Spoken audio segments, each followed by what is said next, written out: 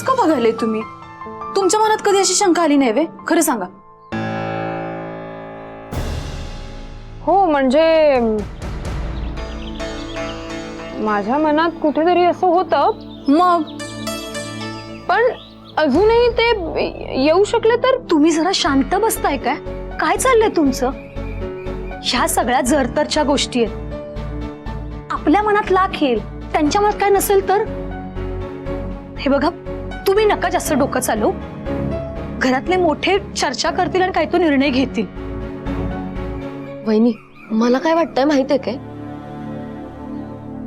त्या काकांना का नाही आलापवली परत पाठवायला पाहिजे. मी एक काम करतो, मी नानांना सांगू काय? नाही, नाना काय ऐकणार. नानांना नाही सांगितलं तर आबांना तरी गळ घालतो. जाऊ देत पण ते इकडनं. त्या श्रीनाथ काकांना काका बोलायला पण कसं तरी वाटतंय मला. बिचारा रूपा मावशीचे किती हाल केले असतील नाही त्यांनी. बरोबर आहे नीते, आपण सांगायला जाऊयात नानांना. चल एक मिनिट, तुम्ही कोणतीही स्टेप घेऊ नका प्लीज. नाना जो काही डिसिजन घेतील तो अगदी योग्य असेल. आणि राहिला प्रश्न रूपा मावशी आणि त्यांच्या मिस्टरांचा, तर त्यांच्यामध्ये जी काही मिसअंडरस्टँडिंग आहे ती क्लिअर होणार असेल तर आपल्या मतांपेक्षा ते जास्त महत्वाचं आहे, नाही का?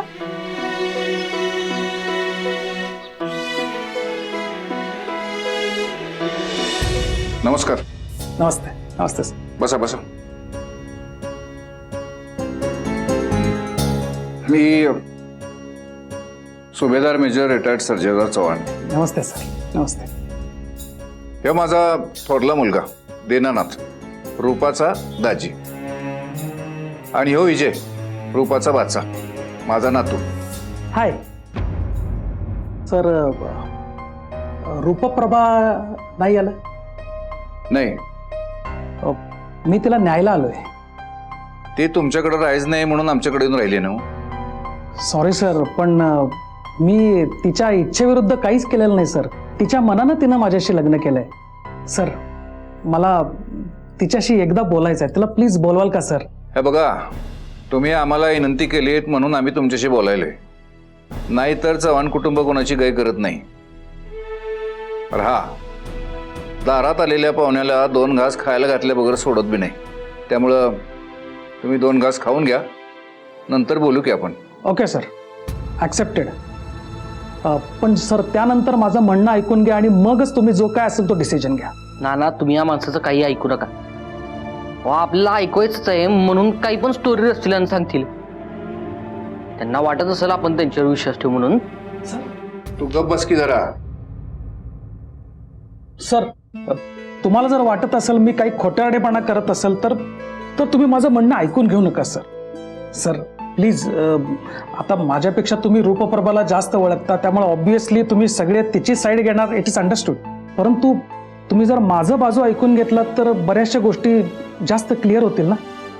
आणि त्यातून तुम्हाला जर माझा खोटेपणा वाटत असेल तर मग तुम्ही जो निर्णय घ्याल तो मला मान्य आहे सर. मला फक्त तिच्याशी एकदा समोरासमोर बोलायचं आहे. Please sir. ते शक्य नाही. मावशीला तुमच्याशी काही एक बोलायची इच्छा नाही. तिनं तुमच्या समोर यायला सुद्धा नकार दिलाय. हे काम करा की, 2 घास जेवून घ्या, मग बोलून ठरवू काय ते.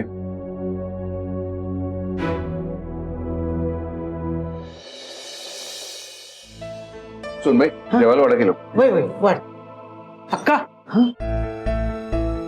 अक्का, तुम्ही रूपप्रभाचं मोठं बहीण ना? वय. नमस्कार करा. हो, असं देस. तिकडे बेंगळूरला असताना रूपप्रभा तुमच्याबद्दल भरपूर सांगायचं. तुमच्या लहानपणीच्या बहिणी बहिणीच्या प्रेमाच्या गोष्टी तिनं भरपूर सांगितल्यात आम्हाला. माझं घर सोडल्यापासून तुम्ही रूपप्रभाला इतके दिवस सांभाळलं, त्याबद्दल थँक्स. तुमचे हे उपकार मी कधीच विसरणार नाही. Thanks again. बरं बरं, बसा, मी जेवायला वाढते. बस.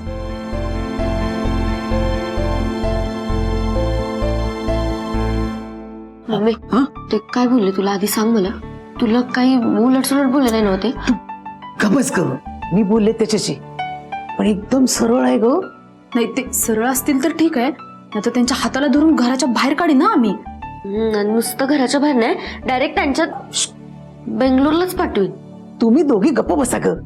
हे बघ, माझ्याशी तो बोलला पण एकदम शहाण्यासारखा. आजकाल माणसाची पारखच करता येत नाही बघ. सुनबाई जेवायला वाटतंय ना? हा आले आले. चल, चल, चल, चल. चल, चल.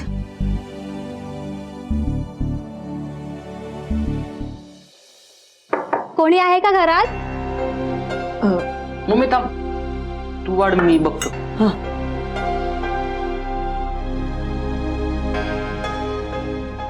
अपूर्वा चव्हाण इथेच राहतात का?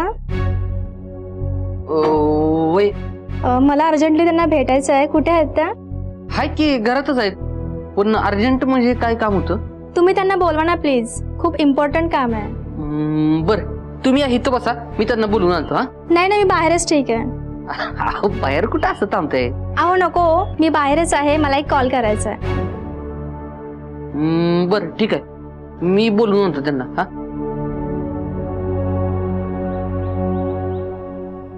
नाही नाही सर, डोंट वरी, मी सर्व काही बोलून घेते. Okay sir. Excuse me Apurva. मी श्रुती, मी जेमिनी 5 स्टार हॉटेलमधून आली आहे. ओ अहो तुम्ही उभ्या का? बसा ना.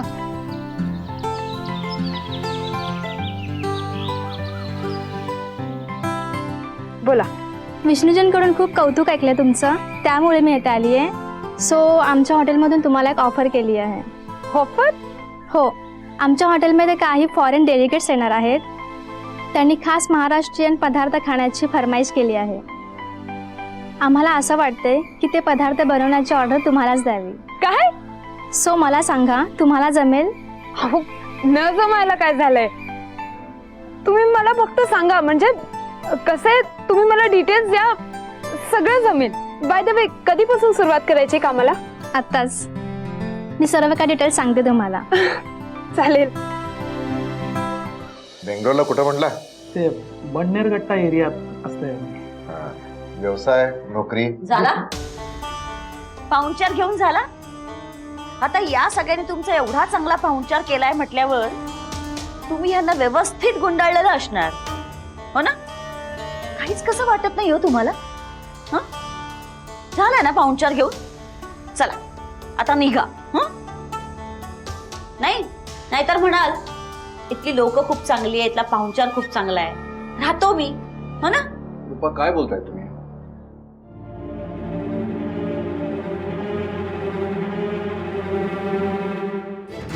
सी रूपप्रभा, तुला वाटतंय तसल्या हेतून मी इथं आलेलं नाहीये. मी इथं राहायला आलेलं नाही की कुणाच्या चांगुलपणाचा फायदा घेण्यासाठी आलेलं नाहीये. माझा तुमच्यावर अजिबात विश्वास नाही. कधीतरी विश्वास ठेव माझ्यावर. त्या एका कारणामुळं तू सतत मला खोटं पाडत आलीस, माझा अपमान करत आलीस. आणखीन काय काय करणार आहेस? अहो जरा हळू बोला की, मावशी माझी ती. बायको आहे माझी ती, तिच्याशी बोलायचा माझा अधिकार नाही? हाय की, पण कसंही बोलण्याचा अधिकार नाही. आमच्या दोघांच्या मध्ये नेमकं काय झालंय ते कोणालाच माहित नाही, त्यामुळे कोणी मला बोलू देत नाही याचं मला कल्पना आहे. पण हिनं माझ्याबद्दल तुम्हाला काय काय आणि कशा पद्धतीनं सांगितलं असेल आय कॅन इमॅजिन. पण मी हिला इथं फक्त बघायलाच आलेलं नाही, तर इथं घेऊन जाण्यासाठी आलेला आहे. मी तुमच्या बरोबर कुठेही येणार नाही. रूपप्रभा, माझं ऐकून घे प्लीज.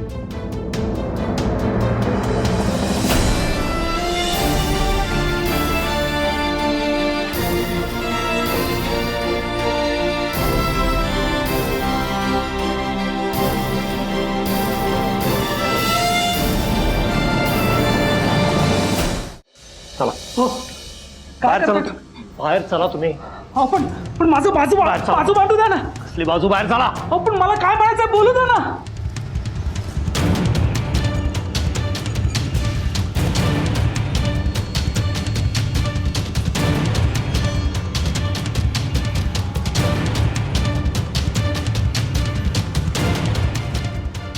खरंय, तुमची बाजू ऐकू न घेता तुम्हाला घराबाहेर जायला सांगणं बरोबर नाही.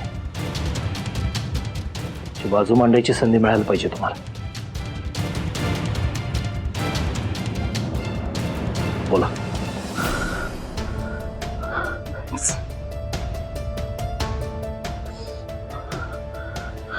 वाटलं असं काय खरं नाही.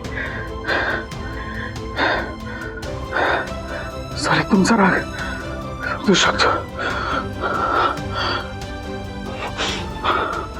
पण माझा नाही इलाज आहे. तुम्हाला दम लागतोय का? पंप कुठे आहे? ओ पंप कुठे आहे? विजय, पंप गाडीत आहे, घेऊन ये. त्यांना अस्तमा आहे.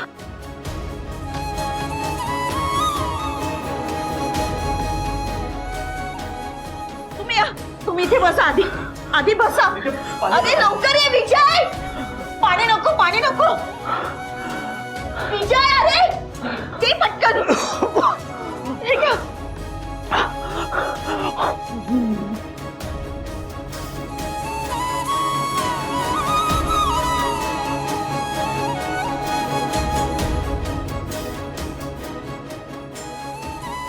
बरं वाटतंय?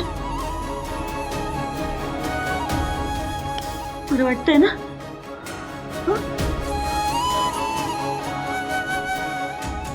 Much better.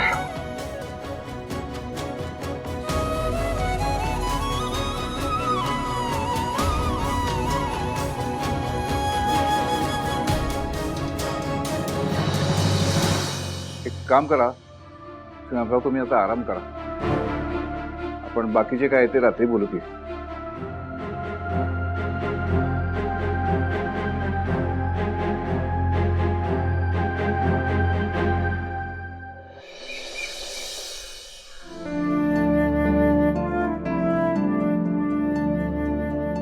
कसे आहेत आता श्रीनाथ काका? काय सिरियस नाही ना?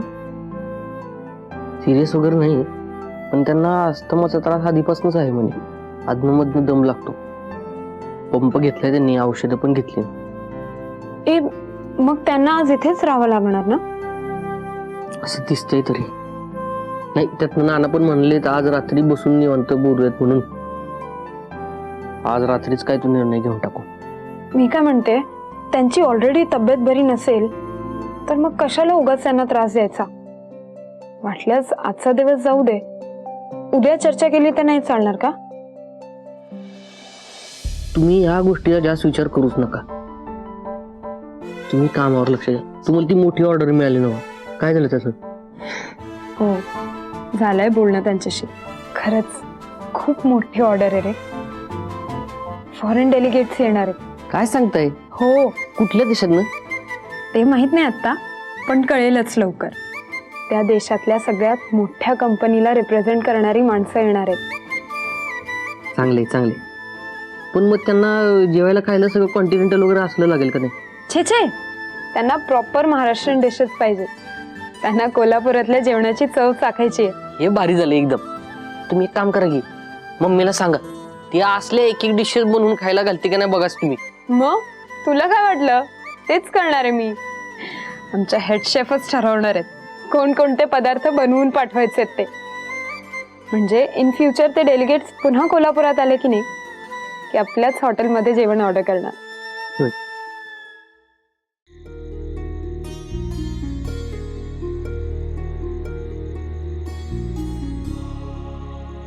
असं अंधारात एकटं बसून उजेडातले प्रश्न सुटत नसतात.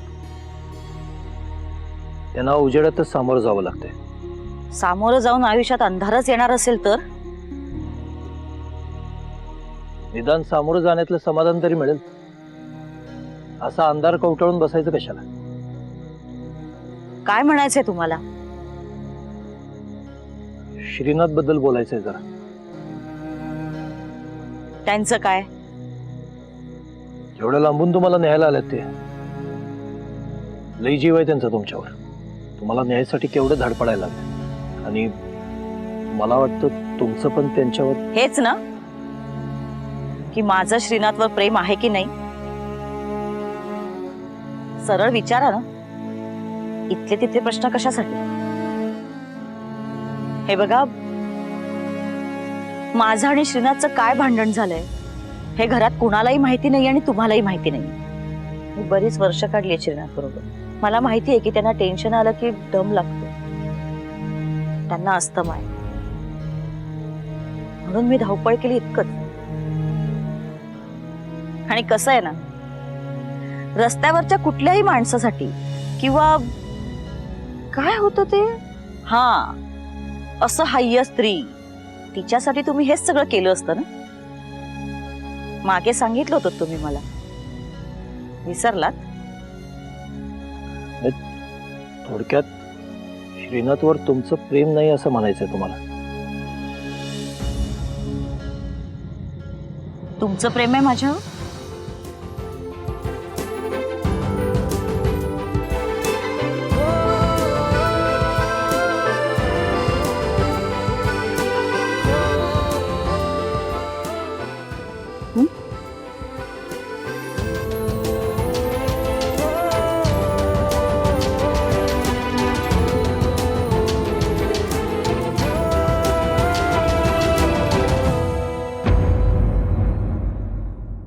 रूपाच्या बाबतीत असं घडल स्वप्नात सुद्धा वाटलं नव्हतं.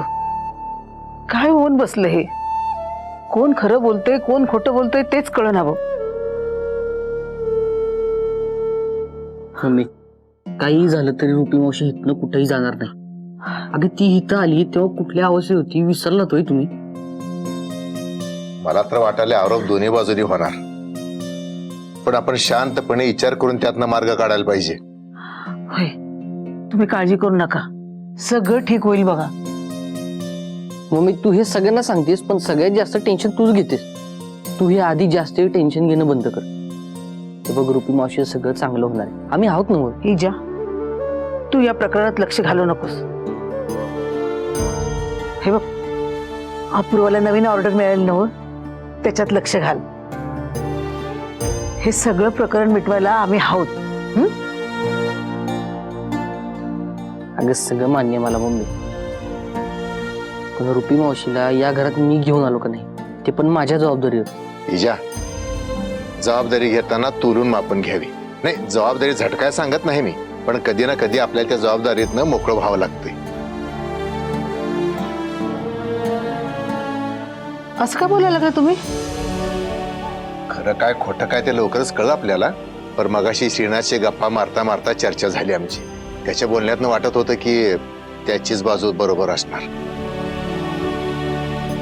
आपण त्या दोघांना आमोरासमोर एकत्र बसूया आणि काय असेल ते शांतपणे या प्रकरणाचा सोक्षमोक्ष लावूया. पण काही झाली तरी टाळी एका हातानं नाही वाजत.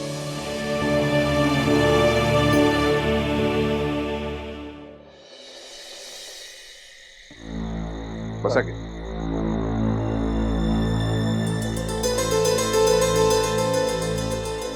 सगळे आलेत काय? आज जे काय होईल ते समोरासमोर होणार आहे.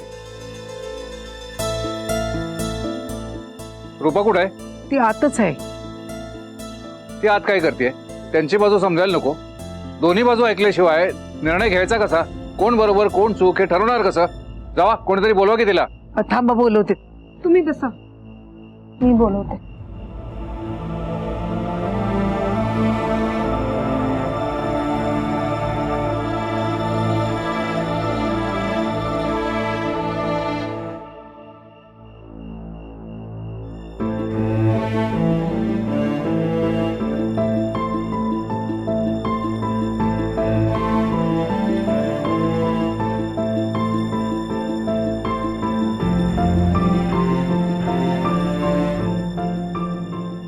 रूपा मावशी, तुम्ही इथे बाहेर सगळे तुमची वाट बघतायत. मला कुठेही यायचं नाही आणि ना मला तुमच्या चर्चेमध्ये रसच नाहीये. ते श्रीनाथ आलेत ना, त्यांना म्हणावं काय बोलायचं ते बोला आणि जा. हो, असं नाही होऊ शकत. तुम्हाला असं वाटतंय ना तुमची बाजू बरोबर आहे, मग ती बाजू सगळ्यांसमोर यायला नको का? आणि सगळ्यांना तुमची बाजू ऐकायची आहे, त्याशिवाय फायनल डिसिजन कसा होणार? प्लीज चला. हे तू मला समजवू नकोस. तुझ्यापेक्षा ना जास्त पावसाळे बघितलेत मी. मला शिकवते. करेक्ट आहे तुमचं, अगदी करेक्ट आहे तुमचं. मी तुमच्यापेक्षा खूप लहान आहे, पण बाहेर सगळे तुमच्याच भल्यासाठी जमलेत ना. हो, जी हिम्मत करून तुम्ही बँगलोरहून इथे येण्याचा निर्णय घेतलाय ना, त्याच हिमतीने प्लीज बाहेर चला. तुम्हाला भीती वाटतेय का? तसं असेल तर अजिबात घाबरू नका. हो, श्रीनाथ काकांची बाजू चुकीची आहे असं जर तुम्हाला वाटत असेल तर ते सगळ्यांसमोर यायला नको का? आणि मी तुम्हाला शब्द देते, तुमचं म्हणणं जर सगळ्यांना पटलं ना तर सगळे तुमच्या पाठीशी उभे राहतील. मला हा विषय संपवायलाच हवा, नाहीतर ना मला सुखाने श्वास घेता येणार नाही. चल.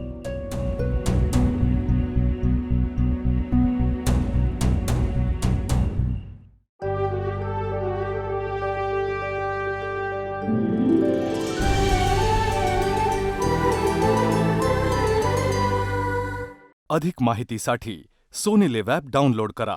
Sony Liv, we live to entertain.